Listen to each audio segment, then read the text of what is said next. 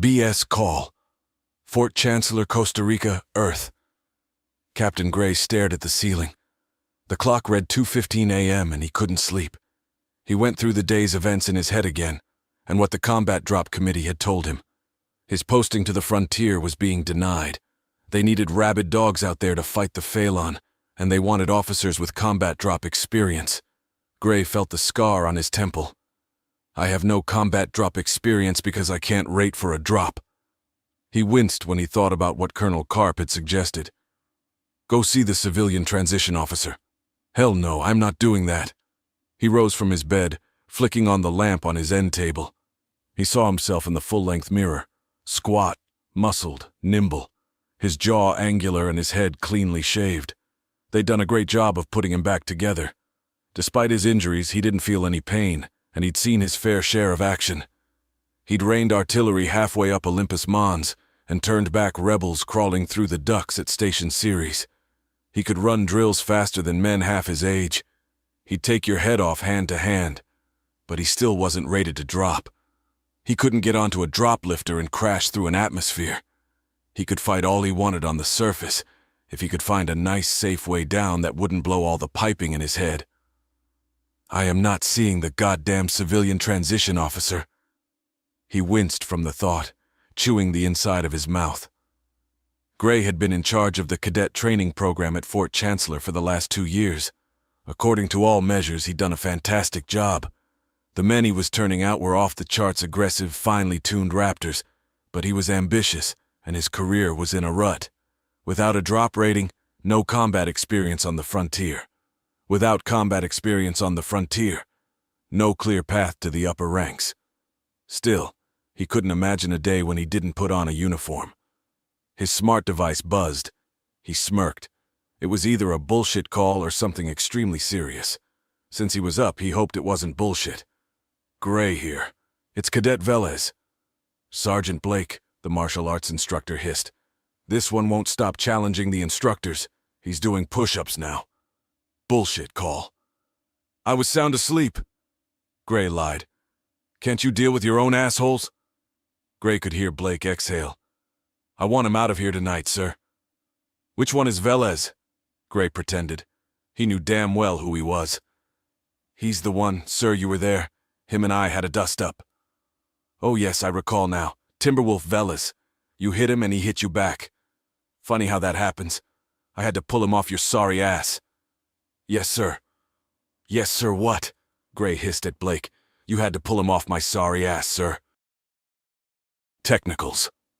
Gray squinted in the misty air as he made his way across the track and onto the football field. Floodlights only half on bathed the place in a dull gray light. Cadet Timberwolf Velez shuffled around the track as Blake's ever-present sidekick, Sergeant Noga, kept pace with him. Noga yelled at him in his deep baritone, Keep moving, keep moving, keep moving. You gotta go faster. With that, Timberwolf did go faster, and Noga hustled to keep up. Blake stood in the end zone. Gray exhaled and took in the scene. My. If this doesn't make him quit, then I don't know what will. Gray's watch read 3:23 a.m. He didn't pass technicals this evening, Blake advised. Rifle maintenance, fail. Uniform, fail. Gray nodded. Failing technicals was almost code in basic training. Of course, cadets really did fail technicals, but more often that's what instructors used to weed out bad apples. Timberwolf wasn't so much a bad apple as someone the instructors couldn't break. Blake and Timberwolf had a dust-up a few weeks ago and Blake struck him. Gray couldn't even remember what it was about. It had been within Blake's right to do so, all part of the pecking order. Instead of being intimidated and getting in line, though, Timberwolf hit Blake back and then proceeded to wipe the floor with the martial arts instructor. Gray had found it hilarious. Can't have a man failing his technicals. How are his core value ratings? Blake shook his head negatively.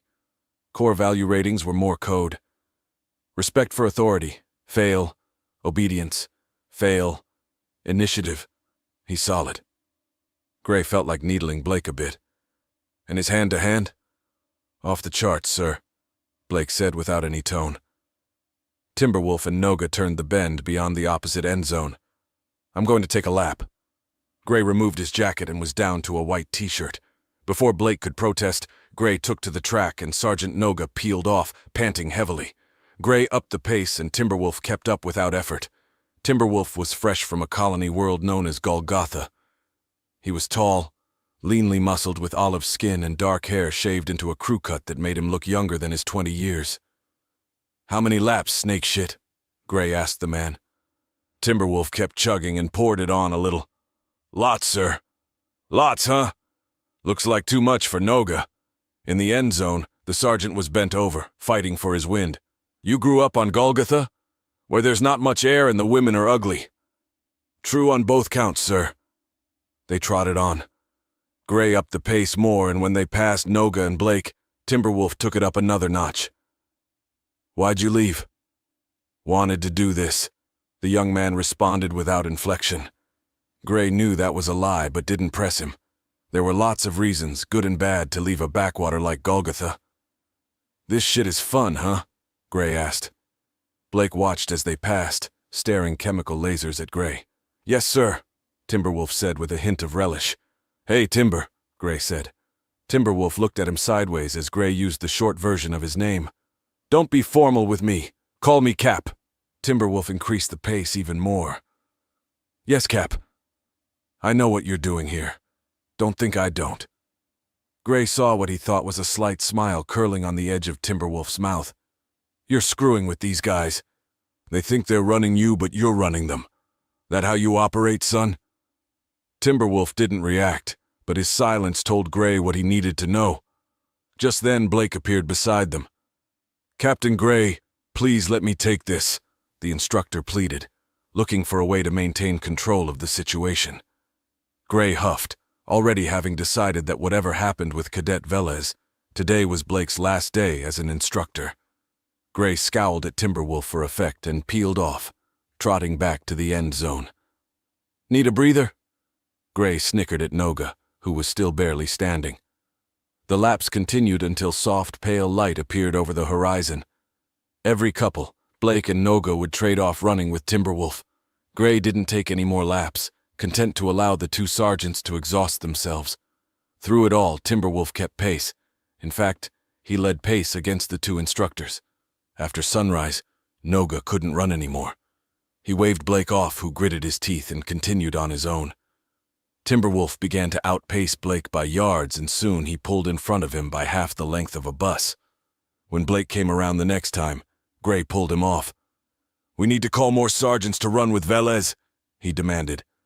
Blake, bent to catch his wind instead of answering. Gray trotted back on the track, but instead of continuing the laps, he led Timberwolf off through a gate near the bleachers. "You're a scary SOB, Timber." They wound through the campus and finally came to a halt in front of the barracks. A water fountain gleamed in the morning light like it had been dropped there by the angel of the alchemy. Gray blocked it. "You'll get out to the frontier. Fight some Phelan." "Yes, Cap." "That what you want, though? Maybe you do something different? What do you think?" Timberwolf tilted his head. He wasn't used to people asking him what he thought, and for the first time through all of this, he looked unsure of himself. "I think I want some water, Cap." "Drink up," Gray said. "Something different. It's what everybody always wants to do, and you never know what it is until it hits you upside the head." Timberwolf bent over the water fountain, holding onto it to keep himself up. "You're on medical today. Get some rest. I'm putting Noga and Blake on doubles, though." Timberwolf forced a smile and turned up from the fountain. "If you're going to mess with someone, you better have the juice to see it through. That's what I think, Cap." Gray clapped him on the back and winked. "Don't cock up your technicals again." News of the day. Gray was there the day Timberwolf shipped out. He shook his hand as he got on the drop lifter to head to combat training on Mars. That was where the best of the best went after basic, and Gray had assured that happened. Training on Mars was beyond exhausting, a little more than half the gravity of Earth.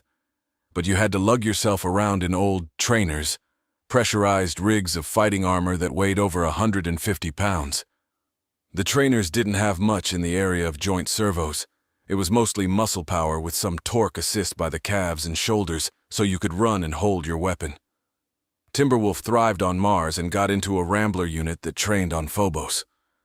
Ramblers operated in disorienting near-zero-G environments like small moons, asteroids, or space stations.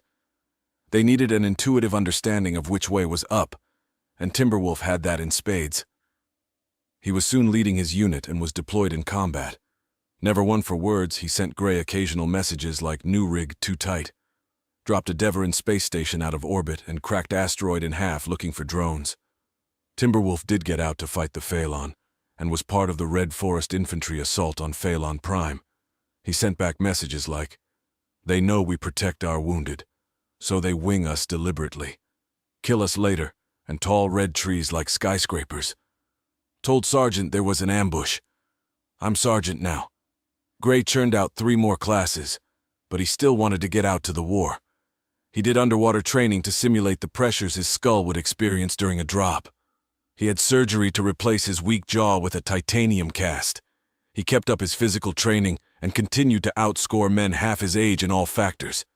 Gray found himself preparing to go in front of the combat drop committee again, 18 months after his last try. He hoped his physical training, record, and tenacity would move the committee to consider making an exception in his case for a drop rating.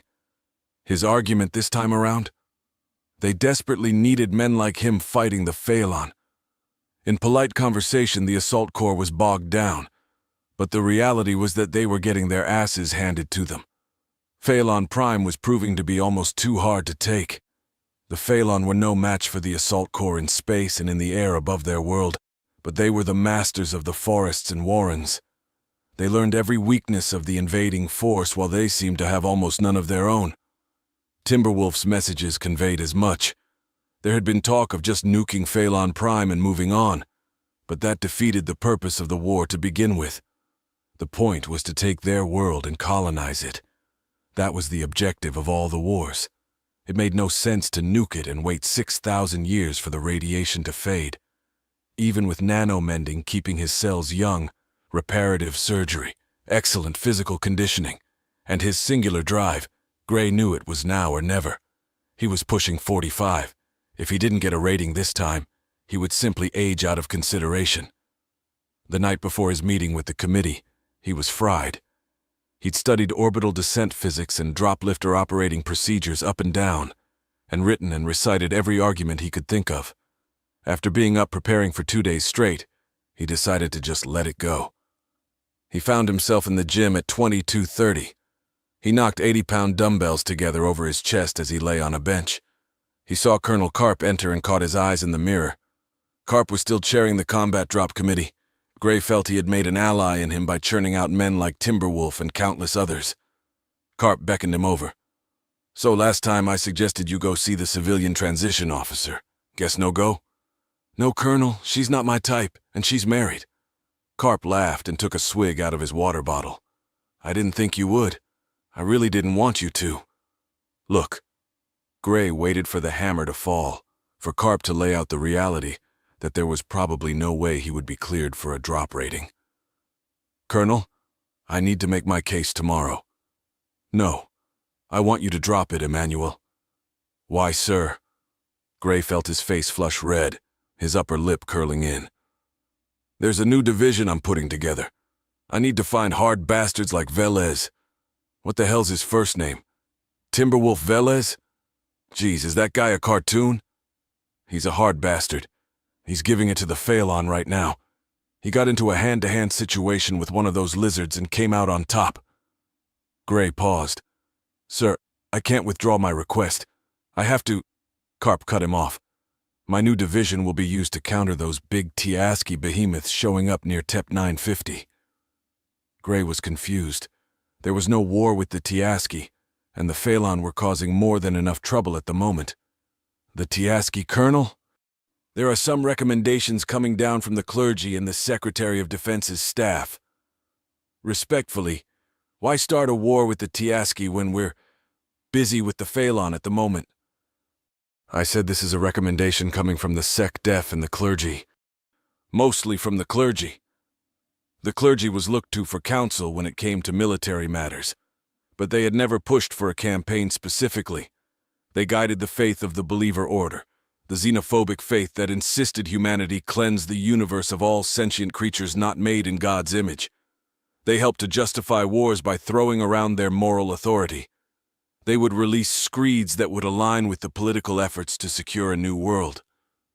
This gem had come out 5 years previous. The Phalon religion states they were made in God's image. We find their presence on God's creation, the fifth world around the star, KXJ 59, to be unwelcome. A war with the Tiaski made no sense to Gray, though. They had a theology that was offensive to the clergy, but their homeworld, TEP 950, was a swampy mess with a methane-heavy atmosphere. It didn't align. Why do we want to take TEP 950? That would be a 500-year terraform job. You're not going to care, Karp said slowly and quietly. We need units to sneak up on those Tiaski ships and plant charges. They'll be able to counter anything we shoot at them. Gray raised an eyebrow. These units will not be dropping into atmosphere? They will not. They'll be planting nuclear charges too, like no one else is doing. Karp smiled. So, Captain, will you withdraw your request now, please? I want you to train and lead them. Gray tried to control his excitement, but he smiled broadly. Okay, that sounds good, sir.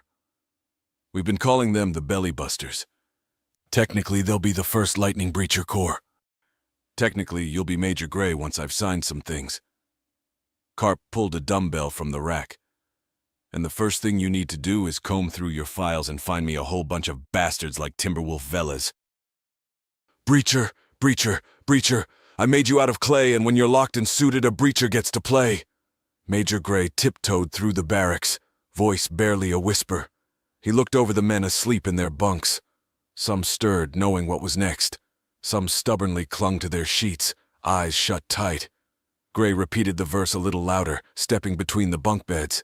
He leaned in closer to the weaker ones, the ones he hoped would wash out. Breacher. Shining a flashlight at the end bunk, Gray saw Lieutenant Timberwolf Velez already sitting up in his bed. He pulled on his socks and raised a cocky eyebrow.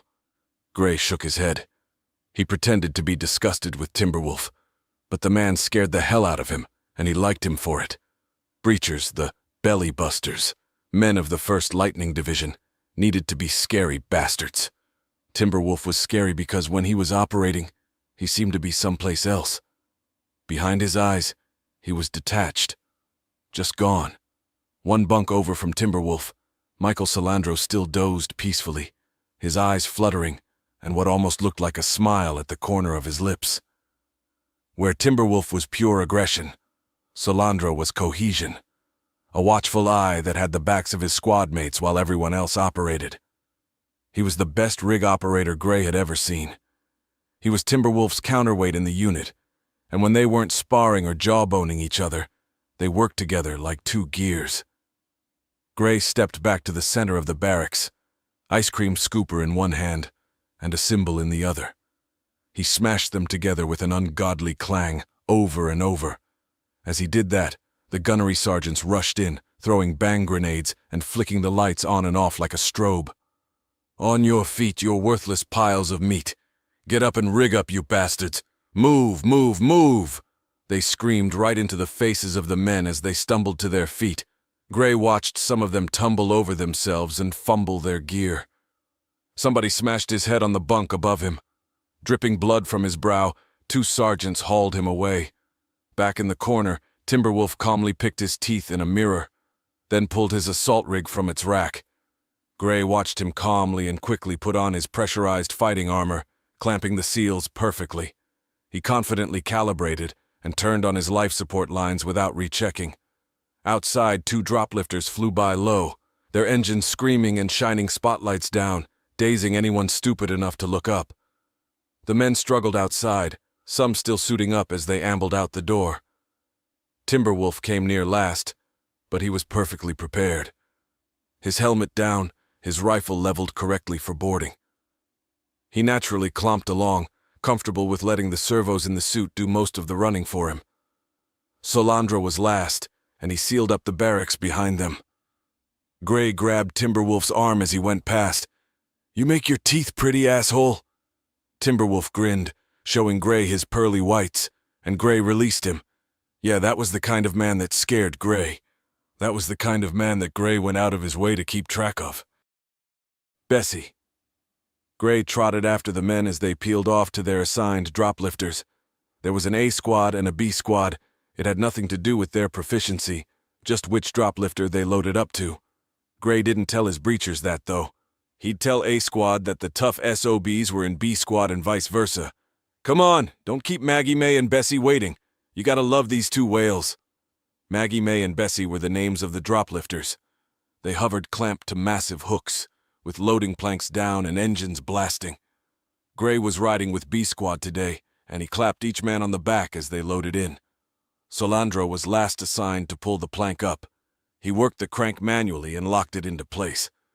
Gray pulled on his helmet and locked into the center chair in the belly of Bessie. He would fully suit up later, past the asteroid belt.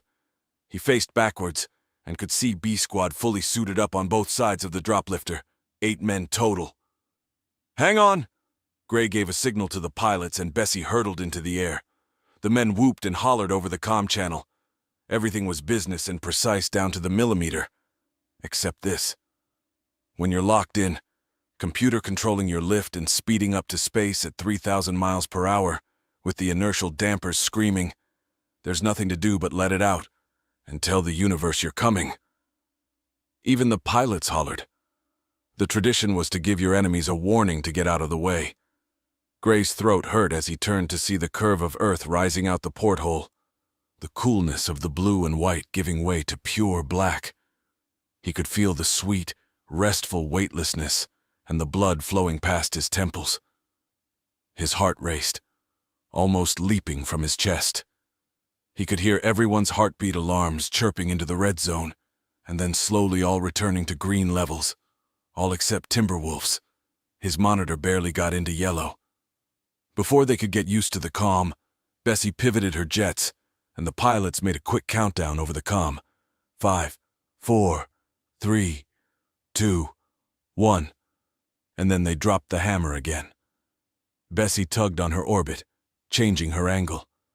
The view out of Gray's window turned over. For a second, he was looking at the sun, the transparent plasticsteel dimming automatically. When the engines fully kicked in a second later, the G-forces returned, though more measured than before. As they left Earth's orbit, it felt more like a pull than a push. Out about 1,900 yards, Gray could see Maggie May keeping pace. A few minutes later, they were past the moon at their cruising speed, and the inertial dampers had fully adjusted to the Gs. The cabin was weightless again. Gray pulled off his helmet and unhooked his harness. Rising over the men, he asked, "Which of you bellybusters has got religion? Who's a believer?" A few hands went up, some enthusiastically. "Well, tell you what we got here is a holy war, boys. A holy war that says we have to take out all the aliens we come across if they think they're made in God's image." Gray stopped a moment to roll his eyes. The hands of the faithful started to sink. No, keep those hands up. Aliens. If they're made in God's image, or maybe if we want to live on their world, or maybe make some money taking over a resource in their space, or somebody's got a hard-on for ripping the tentacles off some who the hell knows what. You know, it's all based on faith and principle. You with your hands up and the rest of you, I'll tell you who your God is. In the back, Gray could see a wide, shit-eating grin on Timberwolf's face through his helmet. "You worship the sun god, Ra, that's who, you know why?" There was silence as the men sat half amused, half confused, some growing offended. "The sun is a life-giving nuclear furnace. Every second 1 billion nukes go off in the belly of Big Daddy Ra, the dick-swinging sun god that warms our home and hearts." Gray floated out over them now. Every other unit in the assault corps uses plasma, bullets, lasers, tac mines, foil webs, seismics, etc. But nobody, and I mean goddamn nobody, gets to pop off nukes every day. You're here to sneak up on some Tiaski Hulk and drill a nuke down into its belly and press the button. You dirty sons of bitches are special. At the back of the cabin now, Gray turned around. "So who's your god?" A moment of hesitation and then Solandro led it. "Ra!" The others repeated after him until it became a war chant, even the ones who claimed to be believers. "Ra, ra, ra, ra, ra, ra." Well, guess what? Gray floated back to the front of the cabin and pulled a bulky container from under his seat. "Today is the real deal. No more planting flares. You get to nuke something today, sound good?" The squad, unsure if he was serious, sat silently. Gray opened up the box and showed them the nuke package, glowing like a jewel in its case. The squad was awed. "That's raw for you." Enceladus. An hour later, out past the asteroid belt, Gray suited up as they approached Saturn. He'd monitor the operation from just outside Bessie, but he would be out there with his men.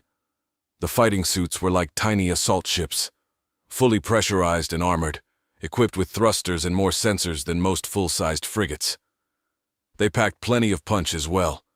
A standard rifle that stowed across the back, a plasma cannon gauntlet next to the left arm, grappling hooks, cutting lasers, and a lot more. The squad buzzed with excitement, and the big question was, who was going to plant the nuke? Planting was a two-man operation, and the rest of the squad provided security in a picket configuration a few thousand yards out. Gray projected a hologram of their target in the cabin. Enceladus is the sixth largest moon of Saturn. It's got a liquid ocean under its icy surface. It's famous for shooting geysers up into orbit. It's always a winter wonderland. Gray flicked the hologram with his glove and showed Enceladus as it related to Saturn. Saturn's a damn bully. It churns up Enceladus's core, which makes enough heat to keep the ocean liquid.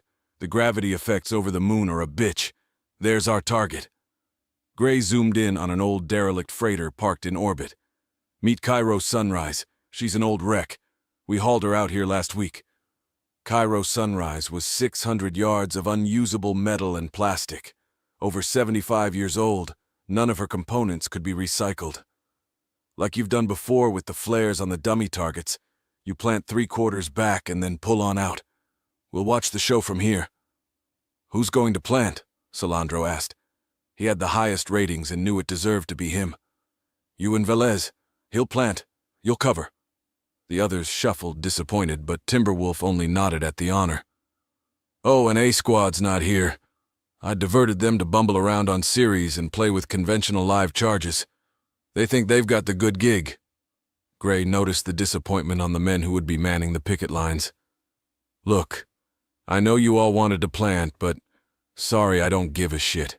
Your job's your job. You do it right or you ship out. There's going to be other chances to pop off nukes. The squad straightened up at that. Gray never coddled them, and men like this wouldn't have wanted him to. One more thing. He took a moment to meet all their gazes.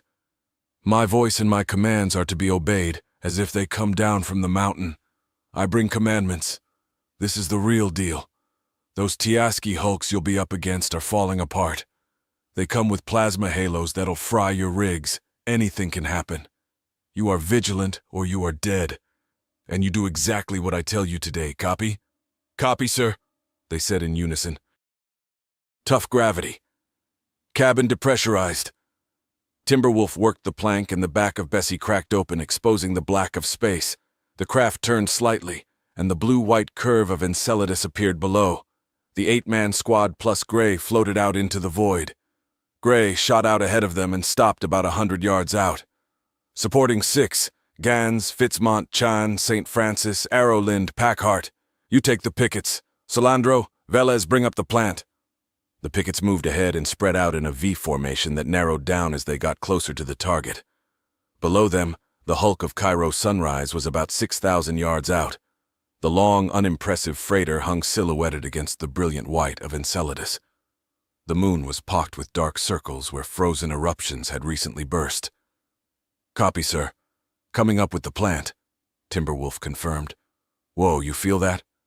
For a moment, Timberwolf felt heavy and got the sensation he was dropping. He looked to the majestic disk of Saturn dominating the sky past Enceladus. Saturn's gonna yank your chain, Velez. Don't mind it. Watch your heads-up display, Gray advised, as Timberwolf and Solandro passed him, holding the nuclear plant between them. It was hard even for Timberwolf not to look over at the giant world, glorious rings taking up half the sky. But he knew he had to focus. Saturn was duller in person than Timberwolf assumed it would be. A pale cream mixed with 1,000-mile ribbons of brown and orange. We're 3,000 yards out, passing the last picket, Solandro announced. Whoa! Damn! The pair were pulled to the side violently, almost losing hold of the plant.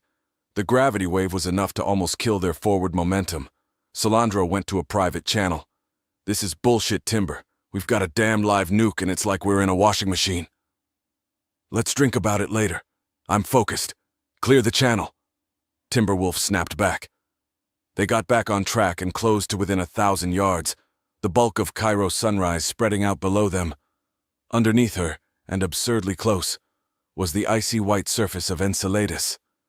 They passed through a puff of frozen vapor from below.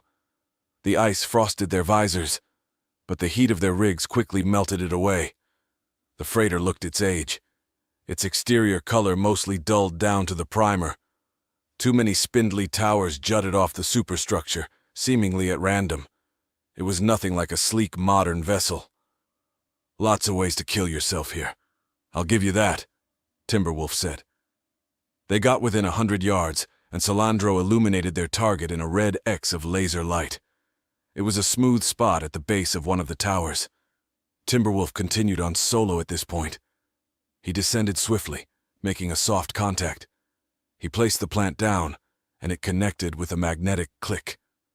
Gray crackled over the comlink. "If you've touched down, Cairo's sensors don't know it. Good job." Timberwolf turned the chunky ignition key and the plant glowed red. "Copy.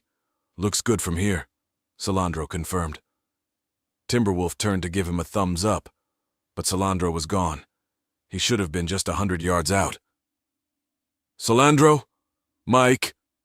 Timberwolf scrambled over the surface of Cairo sunrise, trying to find an edge to look over. Out of nowhere, Salandro came right at him. He was falling, actually, grabbed by a nasty gravity wave. As he was going by, Timberwolf grasped the end of his glove and they both slammed hard into the superstructure. Gray had it together on the comlink. "I told you Saturn wouldn't play nice. Everybody still breathing?" The pickets called out one by one. "Any damage, Salandro?" "Sir, I'm going to need a touch-up." "I've got some model paint you can use. Proceed, gentlemen," Gray said as calmly as possible. Timberwolf scrambled back to the plant, igniting the burners on it as Salandro went back out to his position 100 yards back. The surface under the plant was plastic, and it began to bubble almost immediately. Much quicker than he thought, the device pulled itself through the melted hull and disappeared. "It's away, getting a visual." Timberwolf looked to where the plant had burned through. A thin column went straight down. Below, glowing embers flitted momentarily before snuffing out. "What the hell is that?" Salandro said over the comm. "No gravity effects here," Timberwolf answered.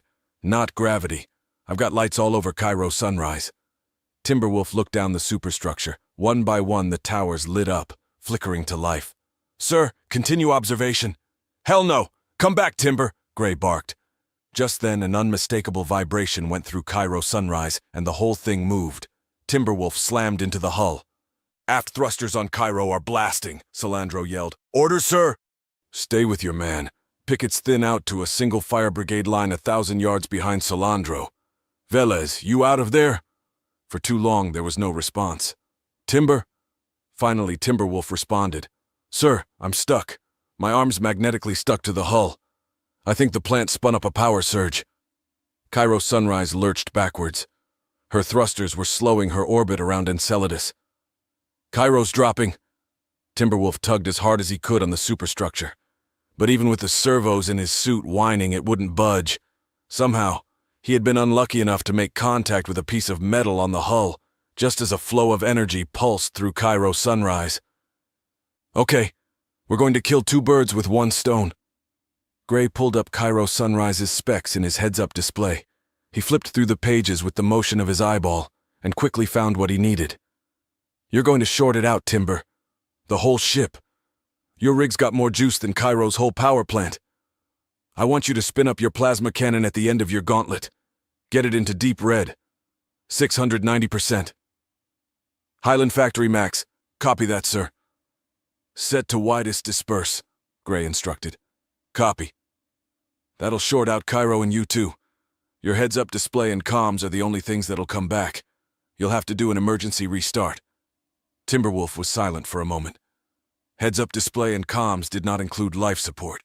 That fact hung unspoken between him and Gray. Cairo sunrise lurched downward and listed to starboard. Enceladus hung above Timberwolf now, growing larger every second. "I'm spun up, sir. Shooting this off now." "I've got your back, Timber," Salandro assured. Gray bit his lip, watching the old freighter list.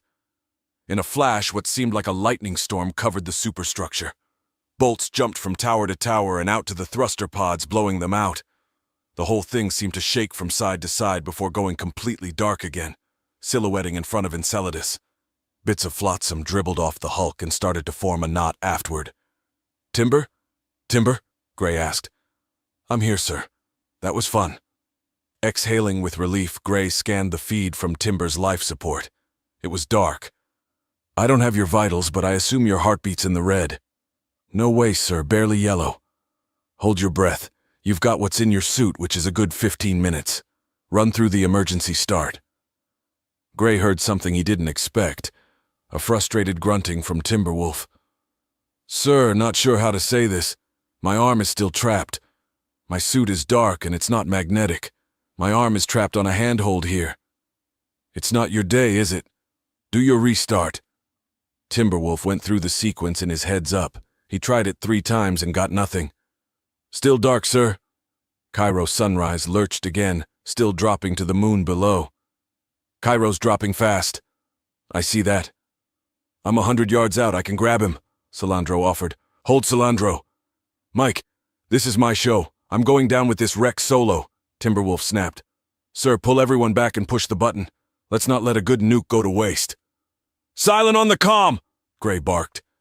Just then, one of the towers on Cairo Sunrise twisted over and pulled from the superstructure, dragging along the side of the freighter. That was it for Gray. "Salandro, pickets pull back to Bessie." Instantly, the pickets fell back. Last man first with quick thruster bursts from their suits, all except Salandro, who held his position.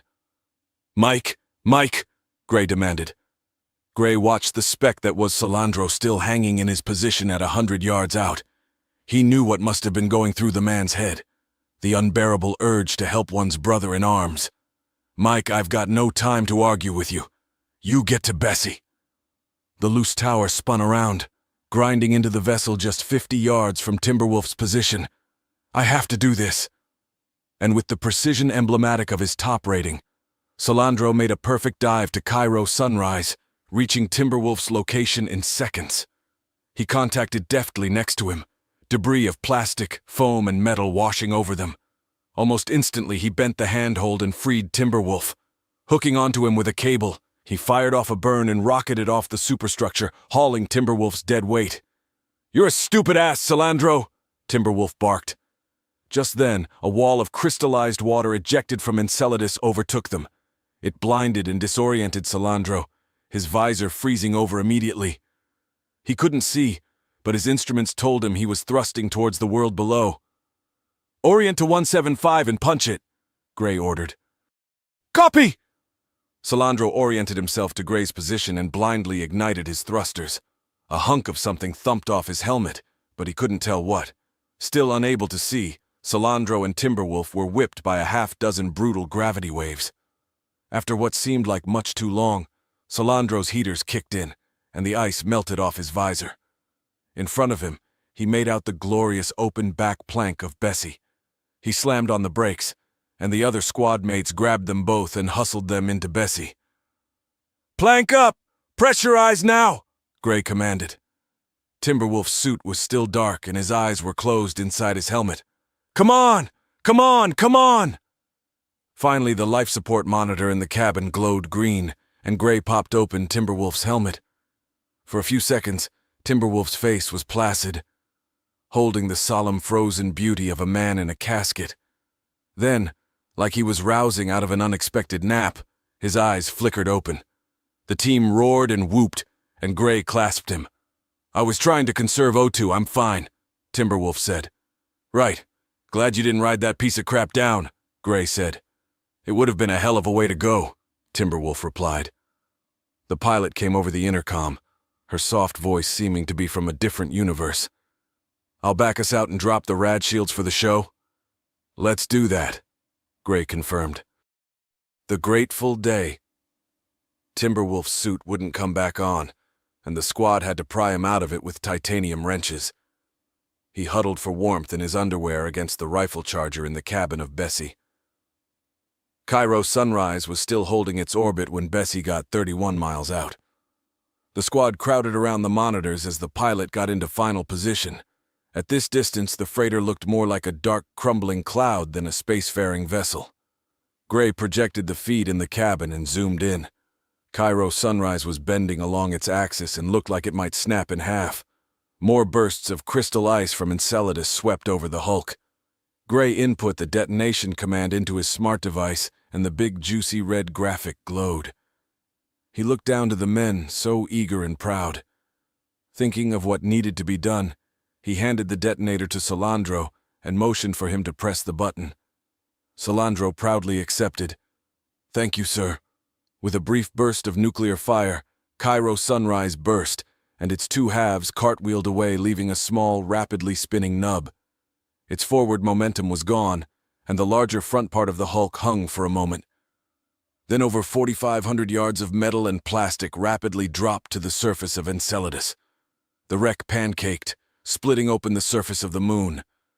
The liquid water innards burst out like Enceladus had been punched in the nose.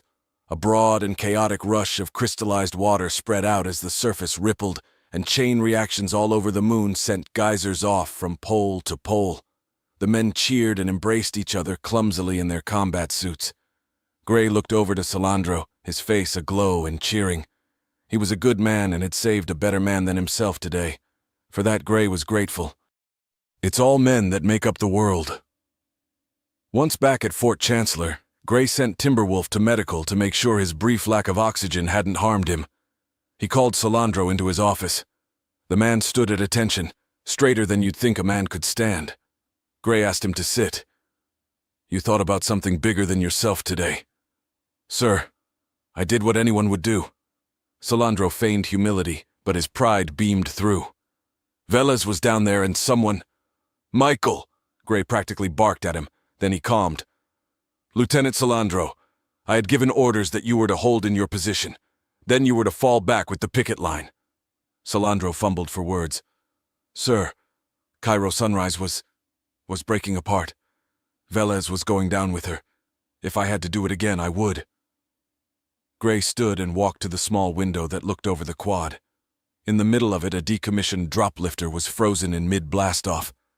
He tapped on the window pane with his academy ring.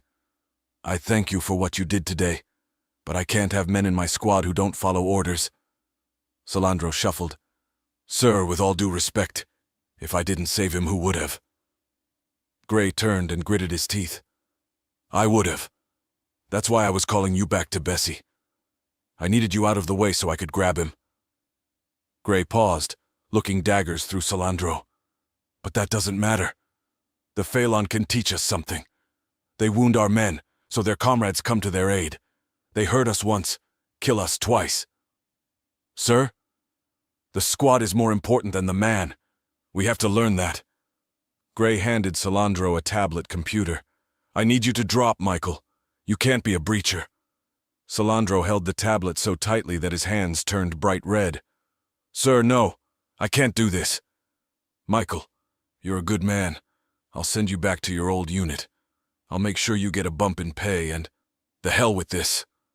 Salandro glared at him, and Gray glared back. "I told you my voice was that of the Almighty out there, and you chose to disobey me. You chose to override my judgment." "No, sir. I did what I had to when the situation went out of control." "Out of control, really? You think Cairo just spun up on its own? You fail engineering? You didn't think I had something to do with that? That was the drill, Michael." Salandro stood dumbfounded, a bitter embarrassment taking the color from his face. "Sir, Gray didn't let him argue. "You put yourself and everyone else in danger.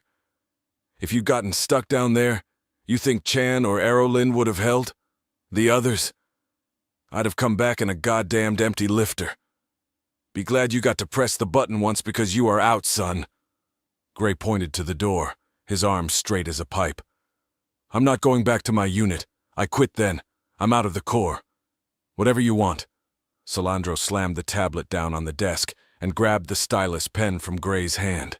He scribbled his name, practically stabbing through the desk. When Velez was out there, I could tell in your voice you were scared. He's special to you. Your judgment wavers with him. You wanted some miracle to pull him out of there. That was me. Gray was silent for a moment. He thought of a dozen arguments to shoot back at Salandro, but he was right. Timberwolf was special to Gray. A true beast like no one Gray had ever known, cold and mechanical and driven. He'd have let Salandro die 10 times for Timberwolf. Was that a weakness? Gray didn't think so. Michael, I thank you for what you did today. Someday you will forgive me for what I just did to you. That all? That's all. Salandro left Gray's office, letting the door slam against the wall on the way out. In the hall, Timberwolf stood. He watched Salandro stomp by and raised an eyebrow. For a few long moments, Gray just sat at his desk and stared at his lap. Come in, Velez. He finally beckoned. What was that? Michael's shipping out. Needs a new perspective. Timberwolf stared at Gray. Both of them knew that was a lie. I'm healthy, sir. Fine. Good. Gray narrowed his eyes. You cocked up out there real good. Suit gets stuck to the hull? Jesus, can't scan for metal. I was slammed into the hull when Cairo started moving, sir. You should have been scanning for metal the whole time.